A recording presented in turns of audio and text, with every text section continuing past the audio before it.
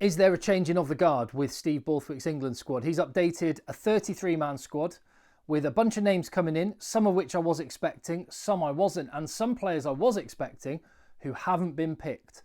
And of the squad that were there from last week, there is one player that's dropped out. I was expecting maybe a couple of more as well. So Steve Borthwick showing his hand a little bit, slowly but surely. It's a long way from the final squad that's going to tour Japan and New Zealand, but we can get a bit of an idea of what he's up to. So let me take you through it. I'm Tim, this is Egg Chasers. If you appreciate the content on the channel, give the video a thumbs up. Tell me what you think down in the comments below. What do you make of these choices? So loose head prop. I'll do what I did in the video yesterday, going through the squad and what my predictions were for what Steve Borthwick would do. And I'll just rattle through position by position, starting with loose head prop. Finn Baxter was the only loose head prop in the squad. And I fully expected to see Bevan Rodd back in the squad. But what's also happened, and I was mentioning this on the video yesterday, when I'm hearing Joe Marler and Dan Cole are going to tour with England, will they come back in? And if not last time, this time, or when? Joe Marler is back in. So there is a full complement of loose head props available. You'd think maybe Beno Abano might come into the reckoning next week. So it'll be interesting to see what happens after the Premiership final. But those are three good loose head prop options for England in the absence of Ellis Genge. On to tight head prop. Joe Hayes was the only tight head prop there. Because I wasn't sure what was happening with Dan Cole, as I mentioned, I did speculate that maybe James Harper could get brought into the fold because they'd have to train with more than one tight head prop, surely.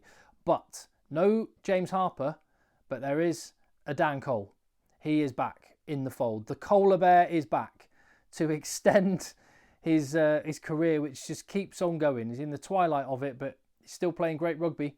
And there he is back in the England squad. Second row then. Hooker first. And Gabriel Ogre was the only hooker in the squad. I did wonder, I mean, obviously the two Saracens hookers, Theo Dan and Jamie George, they're the incumbents at the minute. They were going to come back in, and they do. I thought maybe Gabe Ogre might drop out, but he stays there. So there's three hookers. It's good for Ogre. Obviously, Curtis Langdon, I would imagine he's going to be in the mix after the Premiership final. Second row, there was Russi Tuima and there was George Martin. They both stay with, as I predicted, the two Saracens players, Ezekwe and Itoje, coming into the mix. Alex Coles. I'll go through all the players that could come in from the Premiership final. Back row is where there's maybe the most interesting selections. These were the five that were there in camp previously. Couple from Exeter, couple from Harlequins, Guy Pepper from Newcastle. I said I imagine Ben Curry and Ben Earl are going to come in. They do. I said that I would imagine one or both of Guy Pepper and Greg Fisselau are going to drop out. Guy Pepper does drop out. Greg Fisselau stays in. And one of the big selections, Tom Curry, is in. I talked about it. He's available. He's trained really hard to get himself back. The last game he played before the Premiership semi-final was the World Cup bronze match. Would Steve Borthwick bring him straight into camp and maybe tour with him this summer? Or would he give him a bit more time to recover? There's a lot of people, judging by the comments on the video, and thanks again for your comments, leave them down below. The comments were split. Some saying Tom Curry should just rest up and get well. Other people saying, it's Tom Curry, you've got to pick him. And England don't have many world-class players. I would argue Tom Curry is one of those world-class players. So I can totally understand it. If everyone's fit and you had a fully fit Tom Curry, you pick Tom Curry to play in your England back row, don't you? So, interesting. And the one that I didn't predict, but that is in, is Tom Willis. He played in the World Cup warm-up matches, but then Steve Borthwick discarded him, didn't include him in the Six Nations training squad. He hasn't been able to nail down an automatic starting spot with Saracens, but Steve Borthwick obviously likes enough of what he sees to bring him into camp. Tom Willis is in, and there are your 8 back row players. That is a bun fight for the spots in the England squad, isn't it? One of the strongest areas of the team. To scrum half then, the two were Harry Randall and Jack Van Portfleet. I thought maybe it would stay exactly the same. And I did say on the video yesterday, I'd love to suggest Rafi Quirk could be back in, but he's not really been playing how he did play a couple of years ago when he was playing for England. But Rafi Quirk is in, and I'm very happy about that. Rafi Quirk, well, I think he should get in on the strength of his moustache game this year, which has been exceptional. And also, I'm very selfish. Rafi Quirk, he lives in the same part of South Manchester that I do. His local rugby club growing up is my son's local rugby club, and a couple of days before we had our big cup final, I coached the rugby team. Rafi Quirk, there he is, came down to do a session with the boys to get them ready for the cup final, which they went on and won. So I've got a soft spot for Rafi Quirk, so I'm delighted he's back in, selfishly. On to fly half. Charlie Atkinson and Marcus Smith were there in camp.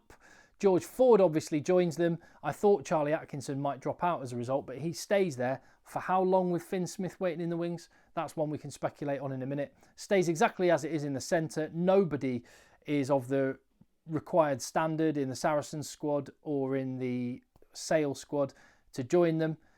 So Luke Northmore looking more and more like he is going to be touring with England this summer, potentially. Well, that is a talking point as we move forward. And the back three. This is how it now look. Well, this is how I predicted it would look.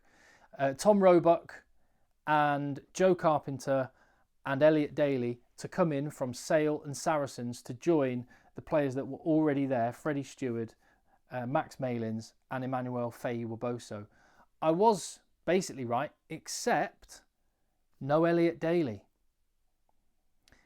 It's worth pointing out the reason Elliot Daly is not touring with England this summer, it's the reason why he's not in camp, is not because Steve Borthwick doesn't rate him anymore or wants to move on from Elliot Daly. It's because Elliot Daly is waiting on the arrival of his firstborn child, which if you're a parent, as I am, you will understand that's something very, very special.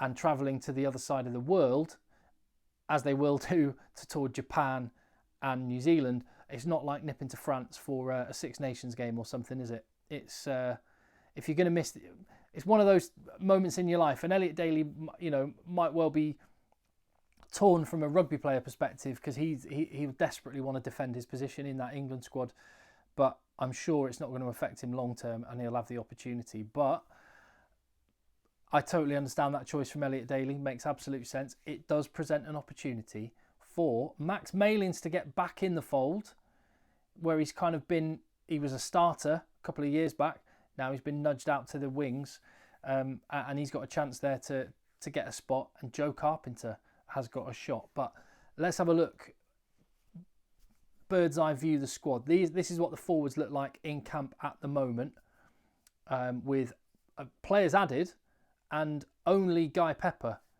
moving out of the squad. He was just there to get a bit of experience, clearly a big prospect for the future. The players that you can imagine coming in after the Premiership final are those guys. Not everyone on that page there is going to be going to Japan and New Zealand.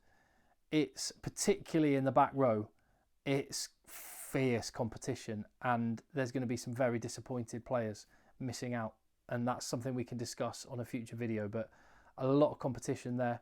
As for the backs, that's how it looks at the moment. Only 13 backs there currently in this 33-man squad.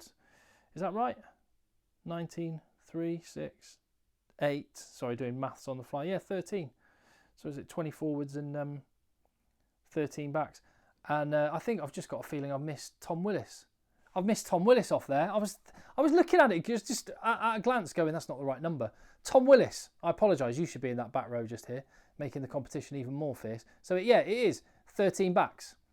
And yeah, when you add the players that you would imagine would be there from the Premiership final, that's when it starts to get a little bit tasty. Like I can see Charlie Atkinson going straight away. I can see Rafi Quirk probably going. Maybe either Jack Van Portfleet or Harry Randall going as well. It's going to be tough. So, but that's something we can talk about on another video. For now, give me your overall thoughts on the England squad that Steve Borthwick has just named, what we can read into how he's going to play. Interesting that Rusty Tuima's still there. Is he going to go for the big 140, 150 kilo body like France and South Africa? That's an interesting one to watch. But so many talking points through the team. I'd love to know what you reckon. So tell me down below. If I haven't earned your subscription, I'd love it if I would on this one. I'll see you on the next video.